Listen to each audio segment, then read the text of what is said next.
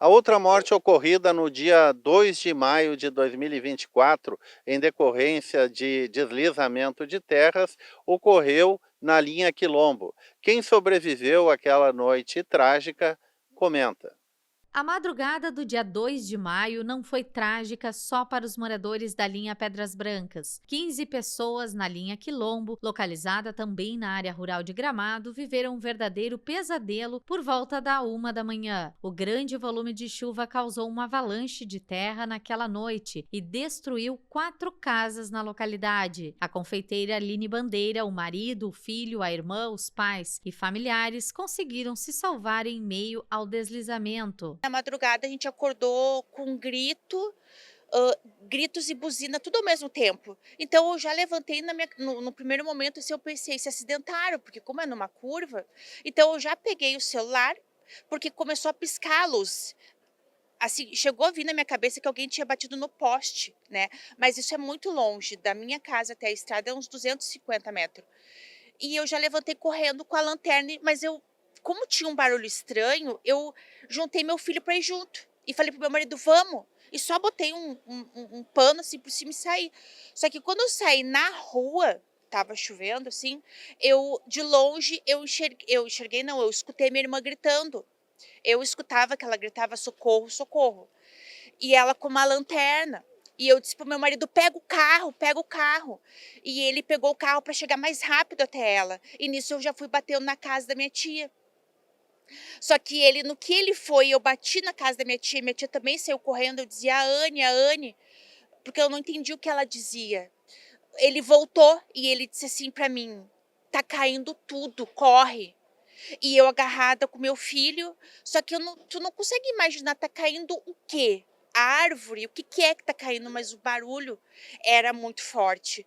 Eu lembro, assim, que teve um certo momento que a minha mãe eu empurrava o meu filho, porque eu queria tirar ele dali, a minha mãe não conseguia mais, eu me lembro que meu marido puxou ela, e nisso a terra já tinha chegado na casa da minha tia.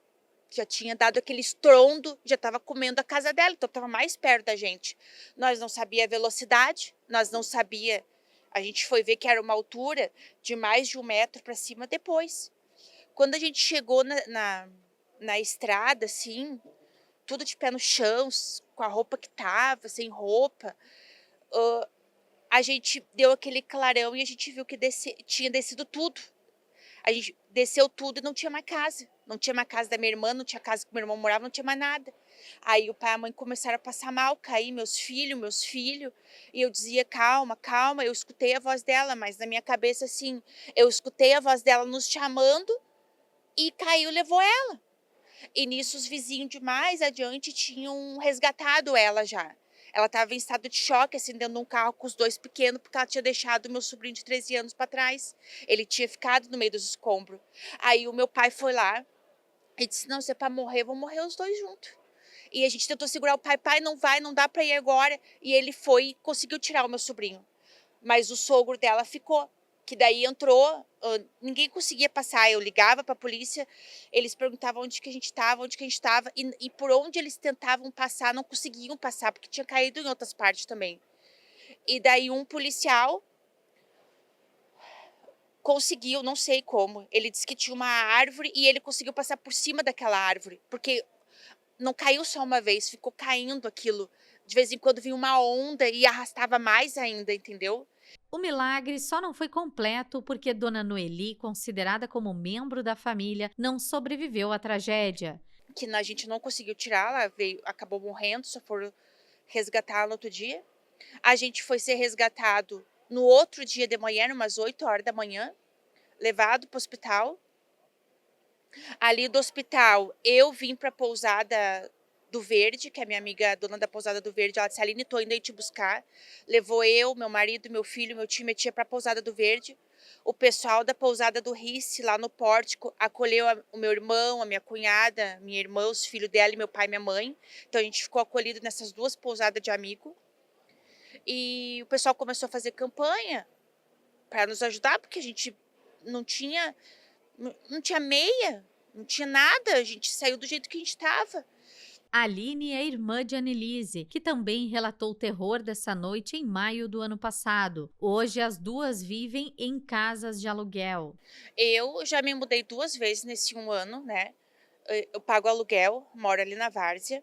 A minha irmã se mudou para São Leopoldo e paga aluguel lá em São Leopoldo, porque, ela não conseguia mais ir ali ver aquilo, porque ela tinha recém terminado de construir a casa dela, recém colocado todos os móveis sob medida, não acho que não fazia 1 mês.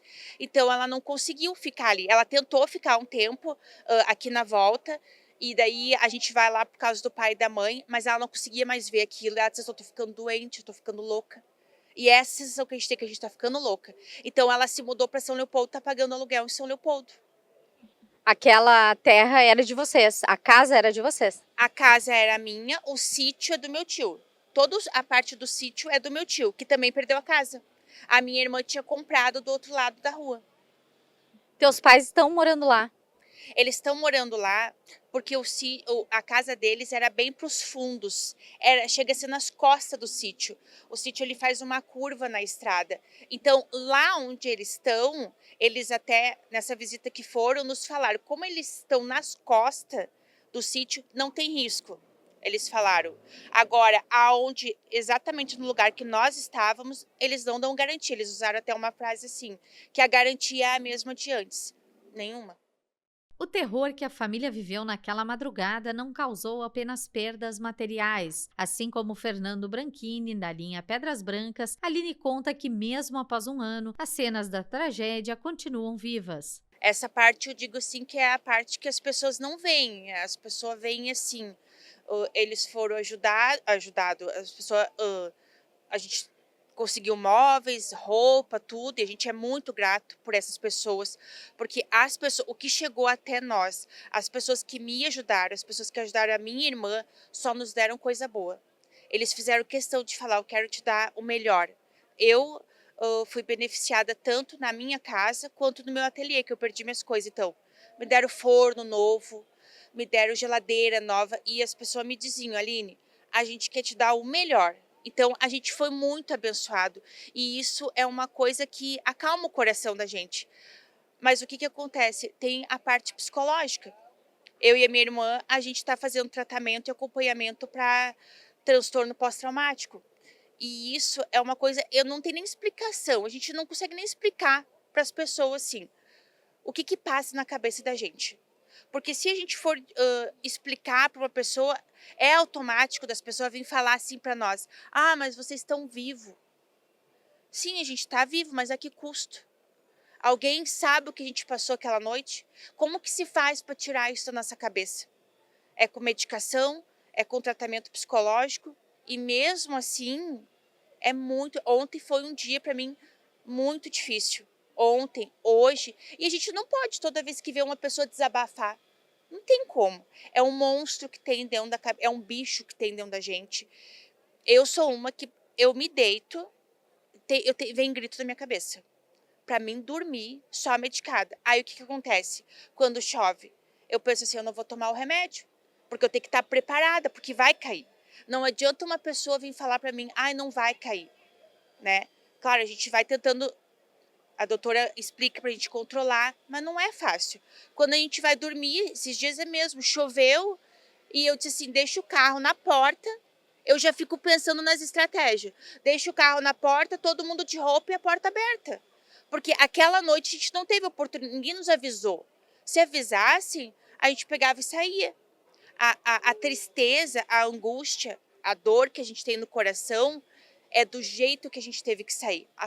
Igual bicho, eu digo. Bicho se rastejando no mato e tentando salvar um ou outro e o medo de deixar um para trás e um dos nossos ficar para trás. Então, esse bicho, essa angústia, essa dor, eu não sei quando que vai sair, quando que vai passar, se vai passar um dia. E isso as pessoas não veem, entendeu?